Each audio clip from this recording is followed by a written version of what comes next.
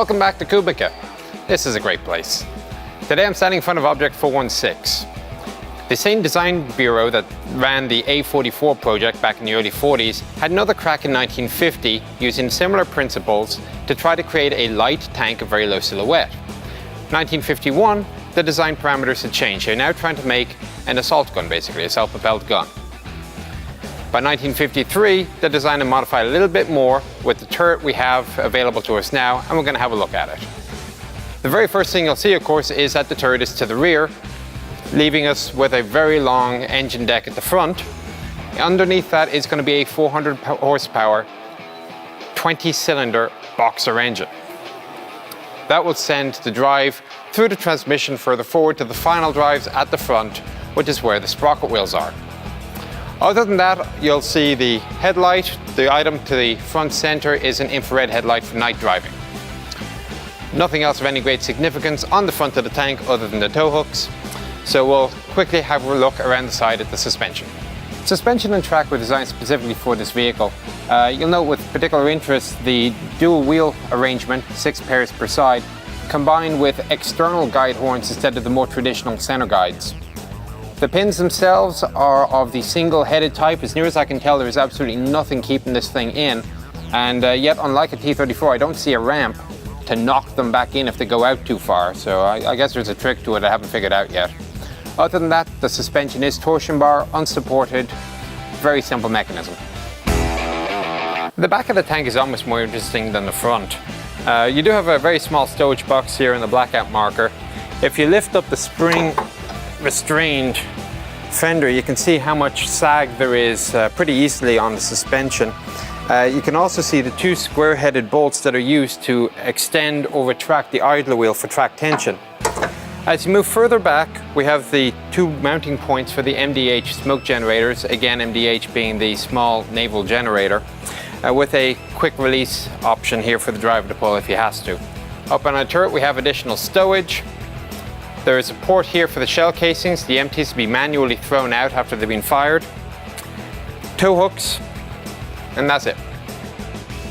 Moving further forward, another very small stowage box, 2 large exhausts for the engine, and that's it. So the next step is the engine deck, and this is going to be the easiest tank mount in history.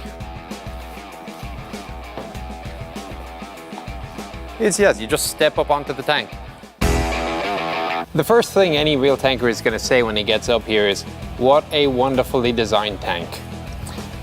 The engine deck is large, flat, fantastic place to sleep. Very few things coming up to interrupt your night. The engine is going to stay warm for a lot of the evening, so very comfortable. This is a very important criterion, of course, for tankers. It's one of the things, the first thing I said when I saw the Bradley when I converted over was, where the hell do you sleep on this thing? There's no engine deck like there is on the tank. I guess you could lift up the access cover, but other than that, this engine deck is very sparse. There are a couple of ports. There's a fuel port on the right-hand side. There's a coolant port, oil port, and at the very front there's a port for the transmission fluid. The transmission deck itself can be lifted if you open up all 8 or 10 bolts, then get a couple of lads and lift it up. Common feature, I guess, of Soviet tanks. And that's it. It's going to be a fairly quick tank to look at on the outside. Of course, the next thing to have a look at is going to be the turret, and the object of the turret is to mount the M63 cannon. 100 millimeters, fires similar ammunition to the D10.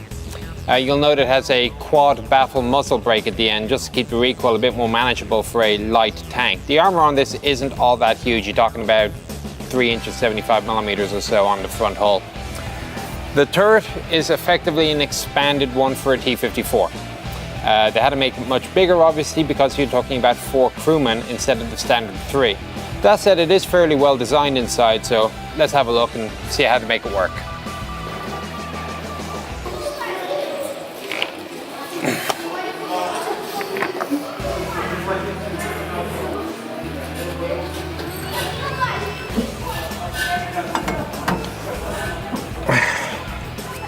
First stop is the driver's position. Now, of course, he's in the turret, he's got to always be facing forward. So what's going to happen is that as the turret rotates, the driver's position maintains pretty much a forward direction aligned with the hull. The catch is that it seems to have broken, and the astute of you will notice that I'm actually angling slightly to the left. He does have, as I get my lanky legs up here, 2 pedals directly to his front, clutch and accelerator, and he has the 2 steering controls in the normal position, the laterals to turn right or left. As I move down, the gear shift is to the right. I count 1, 2, 3, 4, 5 forward gears and 1 reverse. He has a couple of instrument panels. He's got his direct one to his front. He has an auxiliary one a little bit low and to the right, and there is one attached to the engine bulkhead as well, but he can't really see that as he's driving. Seat has 2 positions, up and down, and he's also responsible for loading the coaxial machine gun, which is right here to his left. And a primary control panel which has engine temperature, pressure, presumably a speedometer, which is missing. And the only 2 buttons I can actually figure out, I think, are one is the horn, and the other is this one that appears to say starter. 2 guesses. There is one additional thing to point out. Although the turret is capable of a full 360-degree traverse, the driver's seat is not. So as the vehicle is going around, you can only traverse up to about 70 degrees. That is a hard limit, and the vehicle can't traverse any more than that.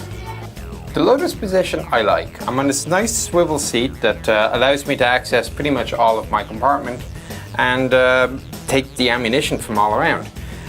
First of all, you have about 18 rounds of ready ammunition. Just pull one out, put it onto the loading tray here. It's a chain drive, so once you have the round on, you can move the tray over and the chain will ram the round home. The neat thing, and this actually took me a while to figure out, is that once you've used up the initial 10 or so rounds of ammunition that's immediately available to you, you simply fold these up out of the way, and then you slide the next set of ammunition around from the far side. Commander, of course, will help push. Use these up, push these further to the back, get the next set of ammunition. Once you've used up all that 18 rounds, there is additional ammunition stowage in the rear of the hull, directly to my front. I have to say, that's actually a very little neat idea. This would have been a fun tank to load. Not much else in here. There's an intercom system, a couple of lights, and then the other side of the turret. I moved now to the commander seat, and I will say he's kind of cozy, but it's actually not bad. I've seen worse. The direct vision periscopes on the outside are actually derived from those of the M4 medium tank. Apparently the Soviets rather liked the design. He has 2 rounds of, I guess, ready ammunition just over his right shoulder, not on the sliding racks. As you move around, he has his periscope to the front, absolutely coated with grease. It's kind of strange. It's almost as if they want to preserve the small parts of the tank, but not all the tank. Move around, he's got his electrical control box. I see a travel lock, and over his left shoulder would be the radio. The gunner's seat is fairly simple, easily laid out controls. He has his manual traverse, power traverse. Pull in your palm switch, and that way it'll release the lock and you can rotate. Under here appears to be the electrical trigger. Selectors for the main gun and coaxial. Manual elevation still. And there is a manual firing device. For sighting, he'll have a periscopic sight here and a direct vision telescope. Over his left shoulder, you can see that the azimuth scale is imprinted on the turret ring, and the commander or the gunner can hit the smoke generators if required. All in all, this is actually a pretty well laid out gunner seat. I like this turret. The tour is a little bit short. I'm not sure if it was because as a rare prototype vehicle we don't have much information that we can actually talk about, or because it is just a simple vehicle and there's not much to talk about. I suspect it's actually a combination of the two. That said, I actually like this one. It's far more livable than most of the Soviet vehicles that I've had the pleasure of being inside of. And it's almost a shame that it never saw service. What happened was it lost out in competition to the SE-100P, the vehicle that ironically it's sitting next to right now, which itself never got incredibly far. Anyway, that was Object 416, and I hope you found it somewhat informative. I'll see you next time.